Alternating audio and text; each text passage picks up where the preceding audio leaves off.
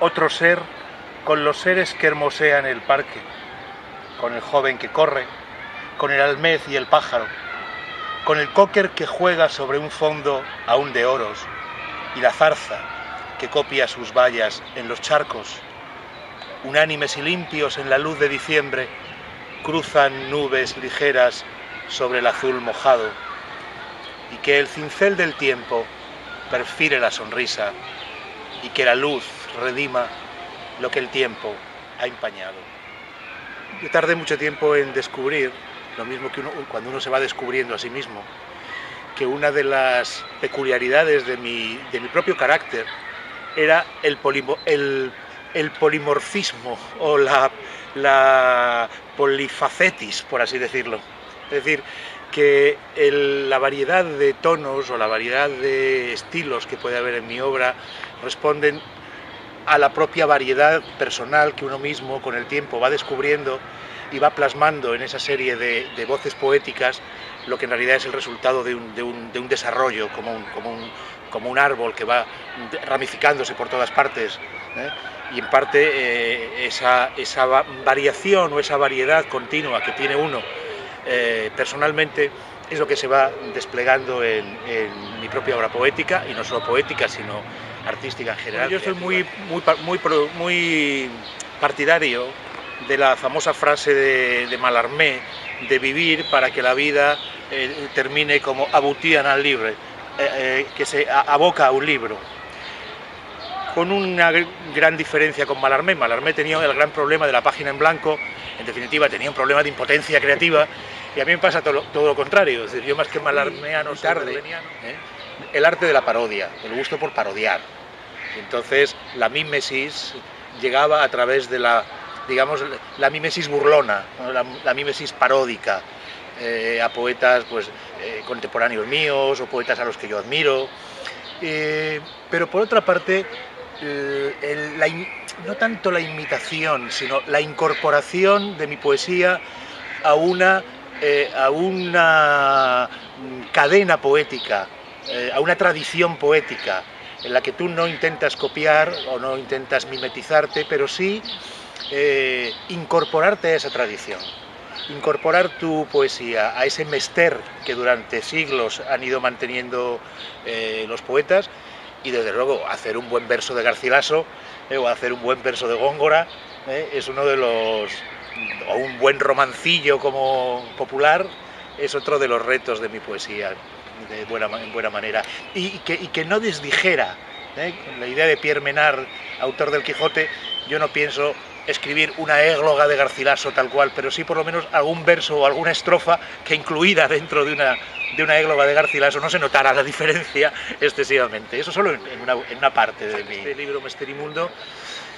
Ahora que lo hemos estado revisando y de cara a su publicación, me he dado cuenta que tiene muchos más, no influjos temáticos ni nada, pero sí tiene más espíritu, por así decirlo, de poetas como Verlaine o como Baudelaire, o como Juan Ramón Jiménez, de lo que yo pensaba en un principio. Y es como si hubiera una esponja que hubiera chupado, decantándola, de esa influencia. Que es metabólico prácticamente. Claro, efectivamente, es una transformación en uno mismo, ¿no? en su materia poética, a partir de lo que va picoteando. Yo descubrí la traducción muy tarde, que nunca jamás se me ocurrió ser traductor. Bueno, muy tarde, quiero decir, uno ya ha vivido tanto que ya no es tan tarde. Como ejercicio, como mero ejercicio contra el aburrimiento. Y hasta luego darme cuenta que en momentos de escasez creativa, la traducción me resultaba, lo mismo que la parodia de la que hablábamos antes, la traducción era una especie de sucedáneo de la creación que de pronto te abandonaba durante una temporada, y el recrear textos de otros en tu propia lengua era una forma por una parte, de creación, de sustituir tu mundo por el de otro, lo que hablábamos antes de esa incorporación metabólica, natural, de esa incorporación metabólica. Y efectivamente veo más resonancias, como te decía antes, de lo que creía de autores a los que he traducido, quizá a la larga, nunca deliberadamente, pero sí como decantándose con el paso del tiempo. Por otra parte, el ejercicio de la traducción te lleva a conocer muy bien tu idioma, más que el idioma del poeta del que estás traduciendo, los recursos de tu lengua, y esa exploración en los recursos lingüísticos, sintácticos, por ejemplo, o estilísticos, pues luego te sirven mucho para incorporar efectivamente a tu propia creación soluciones que has tenido que encontrar en la sintaxis española para traducir un poema, giros que luego puedes perfectamente incorporar a tu obra poética. En mi ordenador, cuando abro mis archivos, hay un archivo que pone obra, y en obra está dividida en poesía, narrativa, traducción, con lo cual todos mis documentos de traducción están incluidos en una magna carpeta que es obra. Por tanto, claro que lo considero auténticamente como una obra de creación, sobre todo la que has elegido tú de forma más personal. Siempre hay una parte en la labor del traductor que es mucho más de encargo, quizá, o tienes menos compromiso con ella, no tienes tanta, digamos, no estás tan involucrado, pero en poetas que tú has elegido, o que has llegado a ellos, que la vida te ha llevado, pues claro que es, por supuesto que es una forma de creación. Estoy encantado de que Hipermedia publique Mesteri Mundo 1. Para mí es un sueño, realmente... Para nosotros es un honor. Bueno, pues entonces es un enorme placer, y sobre todo pensando en Mesteri Mundo 2, que está ahí también anticipado en el título.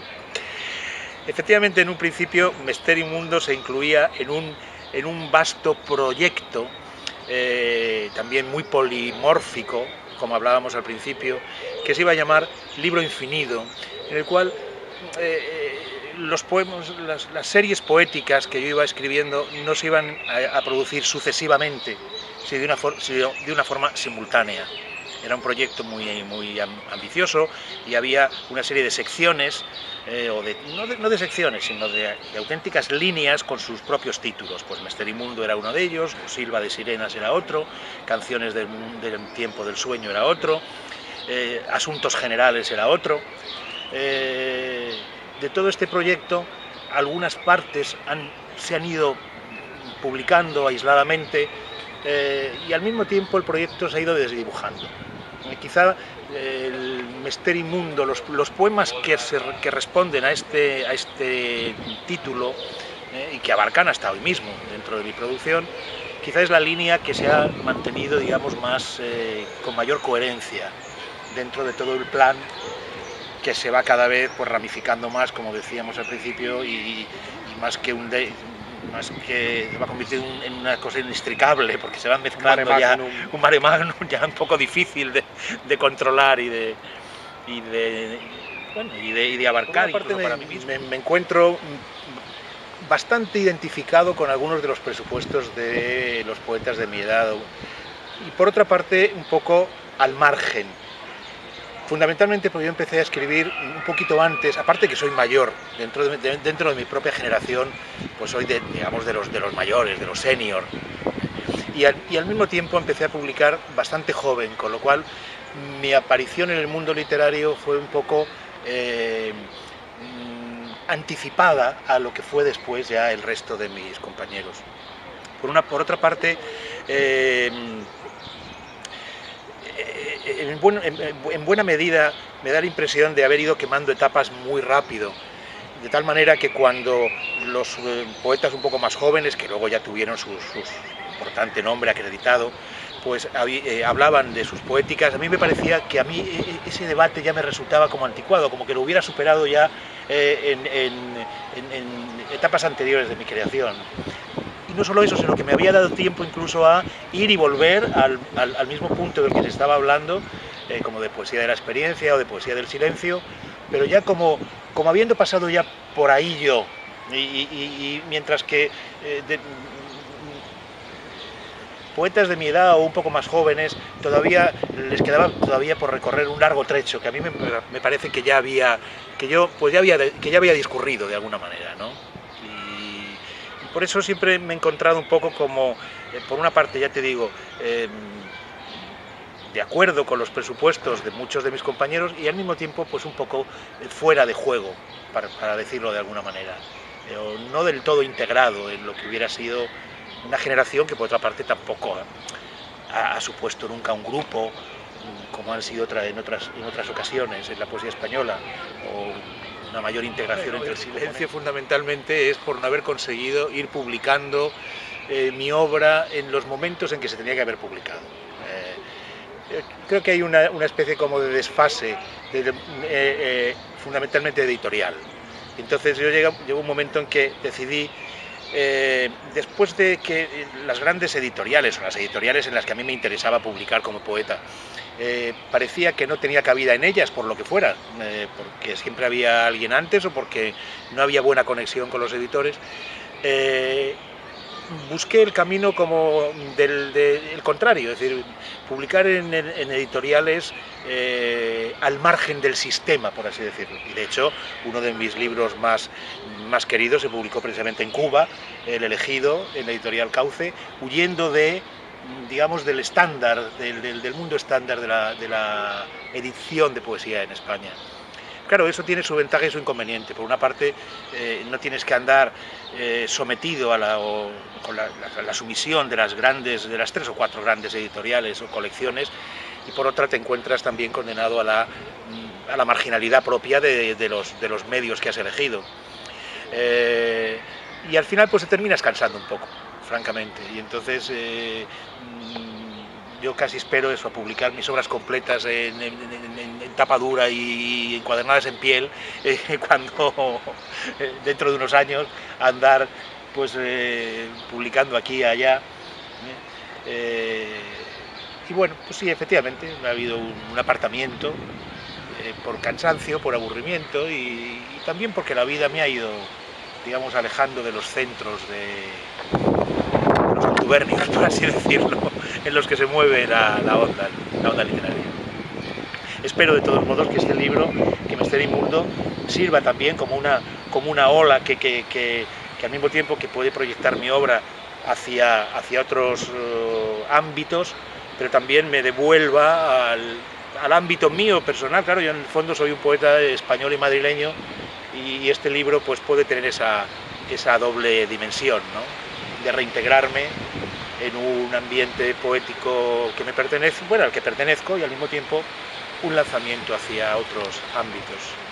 A pesar de ese cansancio, hay algo que ha sido inevitable, que sigue escribiendo poesía, y eso ha permitido también que se pueda publicar Mester Inmundo, no solamente la primera parte, sino que haya poesía de ahora, poesía viviente, palpitante, esperando por su publicación y por su antologación. Bueno, pues eso espero fervientemente, con todo mi corazón, todo pueda ir saliendo y vaya rodando.